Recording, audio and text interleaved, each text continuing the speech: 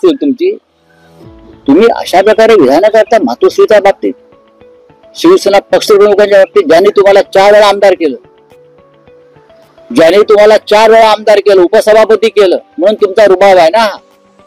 मुळात साहित्य म्हणजे मराठी साहित्य महामंडळ आहे, त्यांनी माफी मागायला पाहिजे. ज्या कोणी त्या उषा तांबे वगैरे बाई आहेत ना, त्या कोणात मला माहित नाही, त्यांचं काय साहित्यातलं योगदान मला माहित नाही. हे साहित्य संमेलन भरवणार, मराठीचं उद्घोष करणार. आतापर्यंत आम्ही या विषयावर कधी बोललो नव्हतो. मराठी भाषेचा आणि मराठी साहित्याचा विषय, साहित्य आम्हाला कळतं, आम्ही लिहिणारे माणसं आहोत.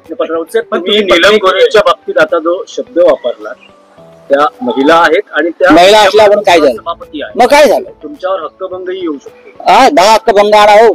मी आता विधानसभा चालू आहे का, मला सांगू नका. मी नीलम गोऱ्हे या व्यक्तीवर बोललो आहे. काय ती उपसभापती म्हणून बोलली का उद्धव साहेबांविषयी, सभागृहातला विषय का, मला तुम्ही नियम सांगू नका. मी 24 वर्ष राज्यसभेत आहे, मला विधानसभा त्यांच्या आधीपासून माहिती आहे. कसला हक्कभंग, खरं म्हणजे महाराष्ट्राने या बाईवरती हक्कभंग आणला पाहिजे. विश्वासघातकी बाई,